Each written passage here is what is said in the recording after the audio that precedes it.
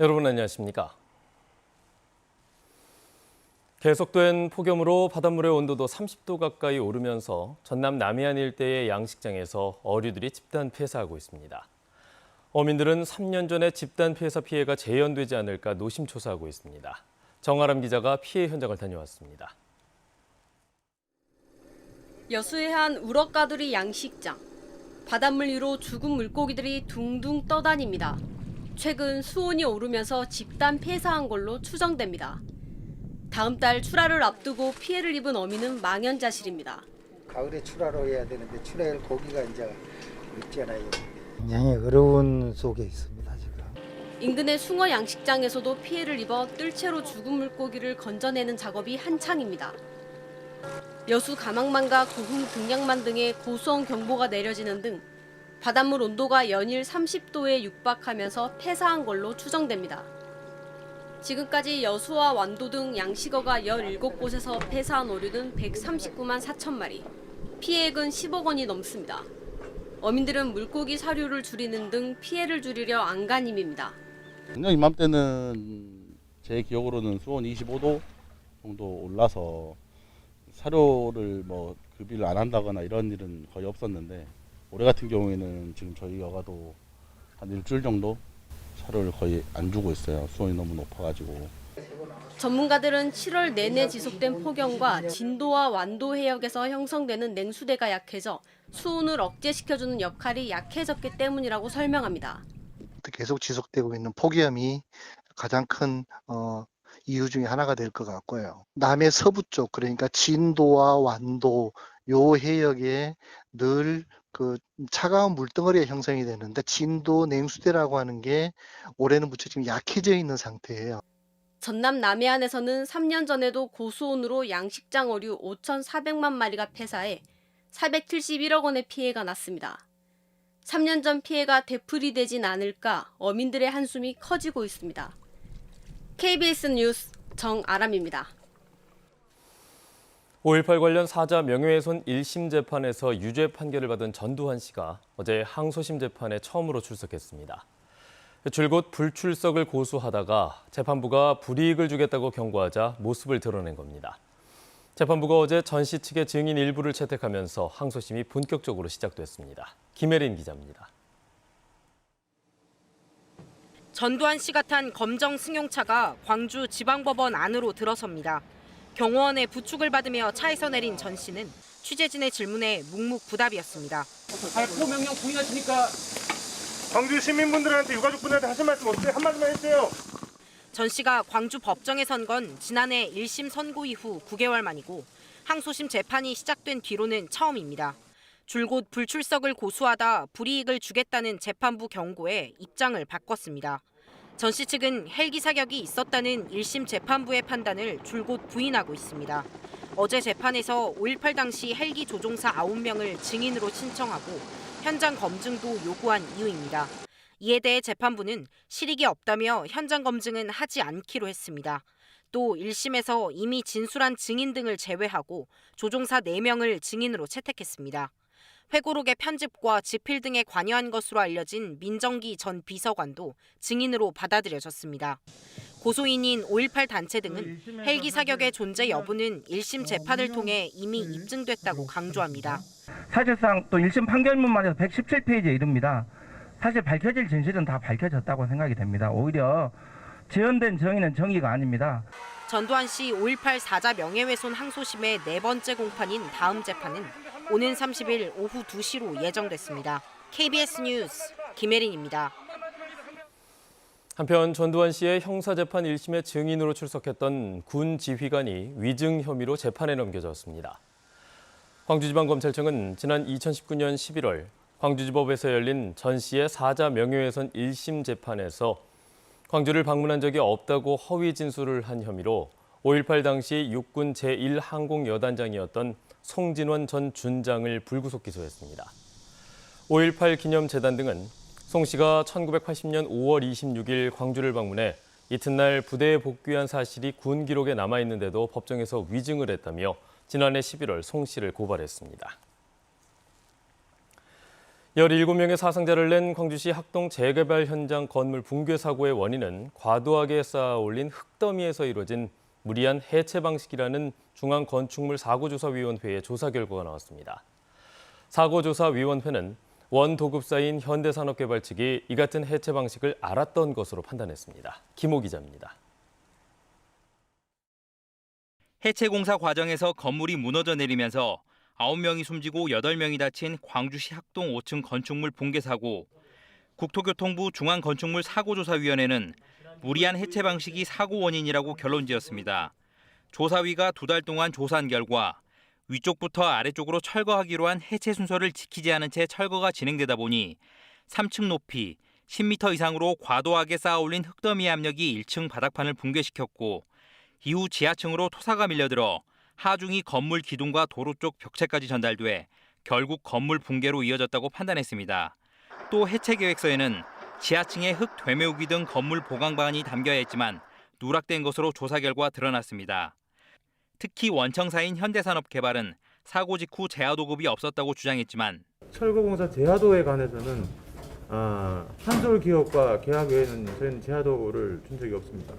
법에 위배가 되기도 하고. 조사 결과 불법 하도급이 이뤄지면서 공사비가 당초의 16%로 줄었고 현대산업개발 측은 부실한 해체 공사를 묵인한 것으로 나타났습니다. 현대산업개발이 이런 해체 공사 공법에 대해서 어느 정도 인식을 하고 있었는데 그런 전체 과정을 묵인하고 있었던 것은 여러 가지 관련 정보들을 통해서 확인할 수 있었습니다. 조사위는 이번 사고 조사 결과를 토대로 해체 공사 안전 강화 방안을 마련할 예정입니다. KBS 뉴스 김호입니다. 어제 오후 6시를 기준으로 광주에서는 해외 유입 2명을 포함해 코로나19 신규 확진자 13명이 추가됐습니다. 지역 감염 사례 가운데 1명은 수도권 확진자의 방문 이후 집단 감염이 발생한 담양의 모 음식점 관련 연쇄 감염 사례로 종업원과 방문객 등 누적 확진자는 모두 19명으로 늘었습니다. 나머지 확진자 가운데 감염 경로를 조사 중인 2명을 제외하고는 모두 집단 감염 관련 연쇄 감염 또는 직장 동료나 가족에 의한 확진 사례로 나타났습니다.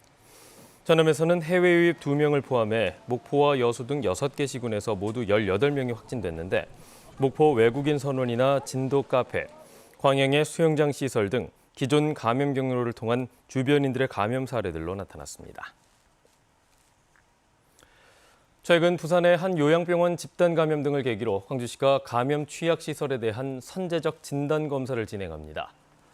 광주시는 오는 15일까지 일주일 동안 요양병원과 요양시설, 장애인 거주시설 등 지역 내 감염 취약 시설 414곳의 종사자 14,000여 명을 대상으로 선제적 진단 검사를 진행한다고 밝혔습니다.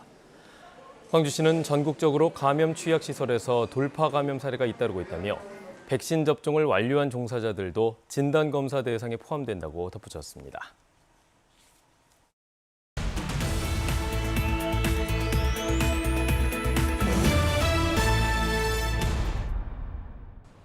광주시 서구가 무더위에도 폐지나 고철을 주우며 힘든 생활을 이어가고 있는 재활용품 수집 어르신 79명에게 얼음조끼와 방역 마스크 등을 전달했습니다.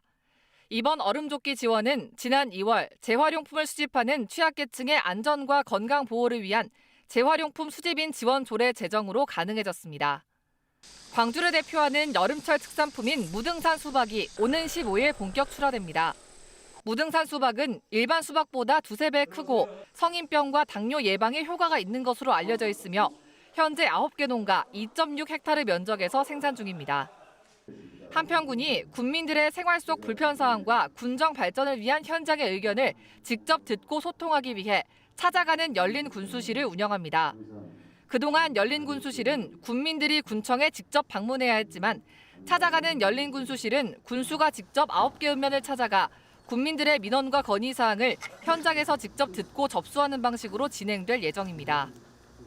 화순군 공무원들이 백혈병, 소아암 환자 돕기 헌혈 캠페인을 통해 마련한 헌혈증 200매를 화순 전남대병원에 기증했습니다. 화순군 공무원들은 코로나19 장기화로 헌혈이 크게 줄어들면서 응급혈액 부족 상황이 계속되자 수혈 치료가 필요한 이들을 위해 헌혈 증서를 기탁했다고 밝혔습니다. 지금까지 단신 브리핑이었습니다. 광주 고등검찰청사 안에서 수사관이 흉기 피습을 당하는 사건이 발생했습니다. 광주 동부경찰서는 어제 오전 10시쯤 광주 고검청사 8층 복도에서 검찰 수사관에게 흉기를 휘두른 혐의로 40대 남성 A씨에게 구속영장을 신청했습니다. 피해 수사관은 인근 병원으로 이송돼 치료 중이지만 중상을 입은 것으로 전해졌습니다.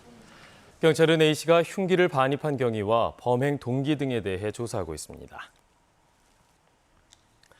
2026 여수 세계 섬 박람회가 기획재정부 국제행사심사위원회에서 국제행사로 최종 승인되는 등 정부 공인 국제행사로 치러집니다. 이에 따라 전라남도와 여수시는 조직위원회 구성과 콘텐츠 개발, 국내외 홍보 등 연차별 세부 실행 계획을 수립하고 본격적인 행사 준비에 들어갔습니다.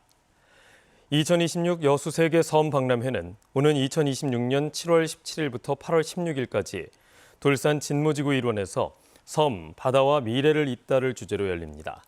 전라남도는 입장 환영문을 통해 이번 박람회를 통해 전남이 세계적인 섬 메카로 힘차게 도약하는 강력한 모멘텀이 될 것이라고 밝혔습니다. 광주중앙공원 1지구 사업계획 변경안에 대한 각종 논란이 불거지면서 도시계획위원회 심의가 지연되는 것과 관련해 이용섭 시장이 유감스럽다고 밝혔습니다. 이 시장은 어제 기자들과 만난 자리에서 사업은 정책과 시기가 매우 중요하다며 더 이상 논란이 지속되면 민간공원 특례 사업이 무산될 수도 있다고 말했습니다. 이 시장은 또 이로 발생하는 피해는 고스란히 시민들에게 돌아간다며 민간 사업자에 대한 특혜가 없는 만큼 사업이 속도감 있게 진행될 수 있도록 간부들을 비롯한 공직자들에게 주문할 것이라고 덧붙였습니다. 한편 이 시장은 금호타이어 이전 문제와 관련해서는 광주시와 광산구는 광주 내 이전을 바라고 있지만 새 부지의 땅값 문제로 적절한 장소를 찾지 못하는 것으로 안다며 회사 측이 검토하는 한평 빚그린 산단으로 가야 한다면 입장을 존중하겠다고 밝혔습니다. 프로야구 기아 타이거즈가 외국인 투수 에런 브룩스를 한국야구위원회 KBO에 임의 탈퇴 공시를 요청했습니다. 기아는 브룩스가 인터넷으로 주문한 전자담배에서 대마초 성분이 검출돼 세관으로부터 조사를 받고 있다고 밝혔습니다. 이에 대해 브룩스는 대마초 성분이 없는 것으로 알고 주문했다며 자신의 실수로 구단과 팬에게 실망을 드려서 죄송하다고 입장을 전했습니다. 교육 결손을 막기 위해 광주시와 전라남도 교육청이 2학기 전면 등교 수업을 추진합니다. 광주시 교육청은 교육부가 2학기 전면 등교 방침을 발표함에 따라 거리두기 3단계 때에는 전면 등교를, 4단계 때에는 학교별 3분의 2 등교 수업을 추진하기로 했습니다. 전라남도 교육청은 지난해 6월부터 이미 전체 학교의 전면 등교 수업을 추진했으나 거리두기 4단계 때의 전면 등교 여부는 내부 논의를 거쳐 이번 주 중에 결정하겠다고 밝혔습니다.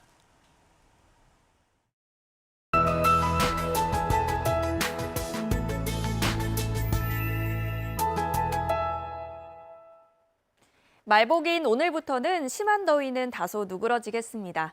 오늘 한낮 기온 광주와 여수는 어제보다 2도가량 내려가겠고요. 습도가 높지 않아서 체감온도 또한 내려가겠습니다. 그래도 곳곳에 폭염주의보가 이어지고 있는 만큼 계속해서 건강관리 잘 하셔야겠습니다. 현재 여수와 순천 등에는 소나기가 내리고 있는데요. 오늘도 곳곳에 소나기 예보 들어 있습니다. 오후까지 돌풍과 천둥, 번개를 동반하겠고요. 국지적으로 시간당 30mm 이상의 강한 비가 내릴 수 있겠습니다. 총 예상되는 비의 양은 5에서 70mm로 지역별로 강우량의 차이가 크겠습니다. 오늘 비가 오지 않을 때는 대체로 구름이 많겠고요. 밤부터 내륙 지역은 안개가 짙게 끼겠습니다. 아침 기온 어제보다 다소 높습니다. 광주와 담양 24도 가리키고 있습니다. 낮 최고 기온은 광양과 고흥 31도, 순천 33도로 어제보다 2에서 3도가량 낮겠습니다. 영암의 낮 최고 기온 32도, 강진과 해남 33도까지 오르겠고요. 신안을 비롯한 그 외 도서 지역도 31도가 예상됩니다. 바다의 물결은 전해상에서 비교적 잔잔하겠습니다. 이번 주는 비 소식이 잦은데요. 모레는 남해안 지역에, 금요일 오후부터 월요일 오전까지는 전 지역에 비 예보 있습니다. 날씨였습니다. 뉴스를 마칩니다. 여러분 고맙습니다.